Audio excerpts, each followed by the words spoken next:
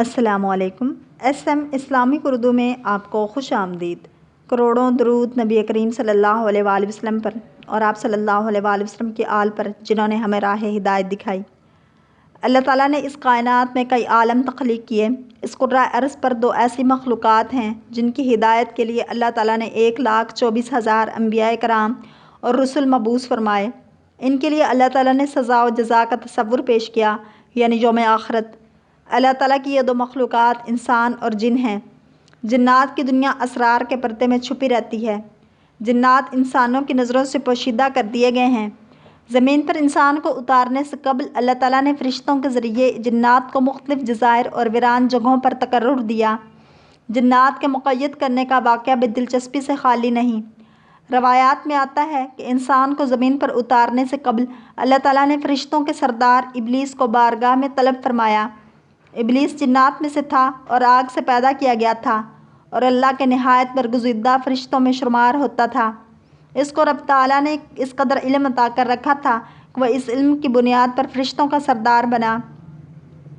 ابلیس کو حکم دیا گیا کہ فرشتوں کی ایک جماعت کے ساتھ زمین پر اترو اور جنات جو زمین پر فساد اور لڑائی جھگڑوں میں مشغول ہیں انہیں ویران جزائر اور پہاڑی غاروں میں قید کر دیا جائے، جو ایک خاص مقررہ وقت تک وہاں قید رہیں گے۔ ابلیس بارگاہ الہی سے حکم لے کر فرشتوں کی ایک جماعت کے ساتھ زمین پر اترا اور جنات کو نہایت قلیل وقت میں مختلف ویران جزائر اور پہاڑی غاروں اور ویرانوں میں قید کر دیا گیا، جو ایک روایت کے مطابق حضرت سلیمان علیہ السلام کے دور تک قید میں رہے اور پھر مشیت ربی کے تحت انہیں آزادی ملی اور وہ دنیا میں چلنے پھرنے لگے۔ جنات کو قید کرنے کے بعد عرش الہی تک ابلیس کا فرشتوں کی جماعت کے ساتھ سفر شروع ہوا۔ دوران سفر ابلیس کے دل میں غرور اور تکبر نے سر اٹھایا اور اس نے نہایت قلیل وقت میں نہایت طاقتور جنات کو قید کرنے سے متعلق غرور کیا۔ اس کی خبر رب تعالیٰ کو تو ہو گئی مگر دیگر فرشتے اس سے بے خبر رہے۔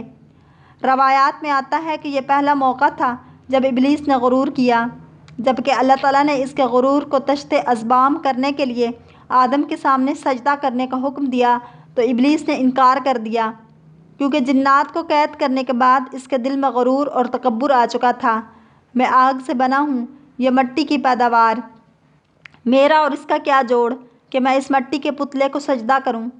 حکم تعالیٰ سے انکار پر ابلیس کو راندہ درگاہ کرتے ہوئے شیطان ٹھہرا دیا گیا۔ حضرت سلیمان علیہ السلام کے دور میں مشیت ایزدی اور مقررہ وقت پورا ہو چکا تھا، جس کے بعد جنات قید سے نکل کر دوبارہ زمین پر فساد برپا کرنے لگے۔ حضرت سلیمان علیہ السلام کے معجزات میں سے ایک معجزہ یہ بھی ہے کہ آپ شیاطین جنات کو قابو کر لیتے اور انہیں سزا کے طور پر دوبارہ قید میں ڈال دیتے۔ جنات کے وجود کا ذکر قرآن کریم میں بھی ہوا ہے اور ایک پوری سورہ جن کے نام سے موجود ہے۔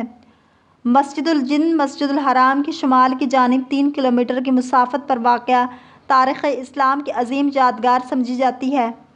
کتب تاریخ میں اس کی شہرت کے اور بھی کئی واقعات ملتے ہیں، تاہم اس کی سب سے بڑی وجہ شہرت جہاں پر نبی کریم صلی اللہ علیہ وآلہ وسلم کے ہاتھ پر جنات کی ایک جماعت کا قبول اسلام کا واقعہ ہے۔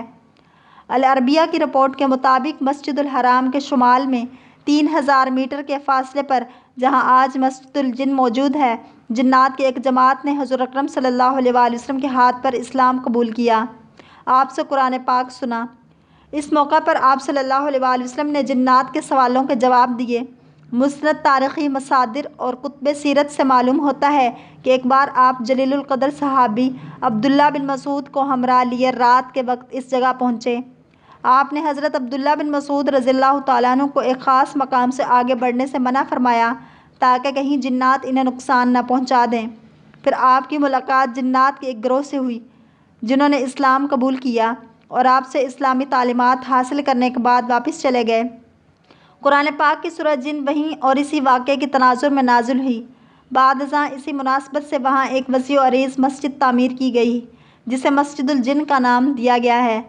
مرور زمانہ کے ساتھ مسجد کی تعمیر و مرمت کے دوران اس کے ڈیزائن بدلتے رہے مگر اس کے قیام کا واقعہ آج تک مسلمانوں کے دلوں میں تازہ ہے۔ الحرمین شریفین کی زیارت کا شرف حاصل کرنے والے مسجد الجن کی زیارت بھی کرتے ہیں۔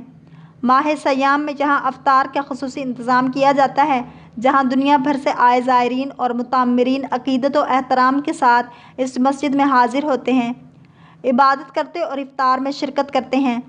جنات کے انسانوں پر اثر انداز ہونے کے واقعات بھی آئے روز ہمارے مشاہدے میں آتے ہیں۔ یہ انسانی جسم میں داخل ہو کر اس سے عجیب و غریب حرکات کرواتے ایذا پہنچاتے ہیں۔ اس کے پیچھے چند عوامل کار فرما ہوتے ہیں۔ جنات کیسے انسانی جسم پر حاوی ہوتے ہیں، یہ ایک ایسا سوال ہے جو عام آدمی نہیں جانتا۔ ابن تیمیہ کے مطابق انسان جب نیکی سے غافل ہو کر برائی کی جانب راغب ہوتا ہے تو بد اثرات سے متاثر ہونے کا خطرہ بھی بڑھ جاتا ہے۔ ہوس پرستی اور فحاشی کی حالت میں بھی برائی انسان پر غالب آ جاتی ہے اور ایسے میں جنات جسم میں داخل ہو سکتے ہیں۔ جن بھی کئی معاملات میں انسانوں کی طرح ہوتے ہیں، وہ پسندیدگی اور ناپسندیدگی اور اچھائی یا برائی جیسے جذبات بھی رکھتے ہیں۔ یہ عین ممکن ہے کہ وہ انسان سے محبت بھی کر سکتے ہیں۔ وہ کسی کو برہنہ دیکھ کر بھی اس پر فریفتہ ہو سکتے ہیں اور اس کے جسم پر قابض ہو سکتے ہیں۔ یہ معاملہ خواتین کے ساتھ زیادہ پیش آتا ہے، چونکہ جن انسانوں کی نظروں سے پوشیدہ ہیں، اس لیے بعض اوقات ہم انجانے میں انہیں نقصان پہنچا بیٹھتے ہیں۔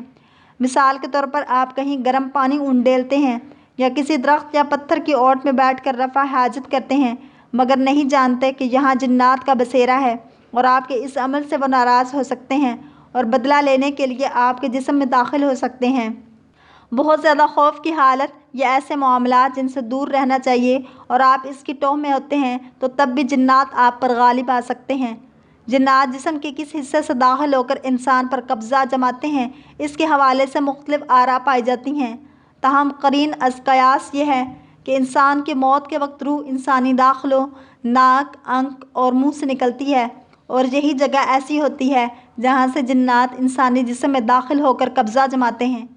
اللہ تعالیٰ نے انسان کو شر سے بچانے کے لیے کئی طریقے بتائے ہیں، جن میں حضور اکرم صلی اللہ علیہ وآلہ وسلم کے ذریعے تعلیم بھی دی گئی، اور کئی ایسی مسنون دعائیں اور وظائف موجود ہیں جن کے ذریعے جنات کا توڑ کیا جا سکتا ہے۔ اگر آپ کو یہ ویڈیو پسند آئی ہے تو لائک، شیئر اور سبسکرائب ضرور کریں تاکہ ایسی اسلامک ویڈیوز آپ تک پہنچیں۔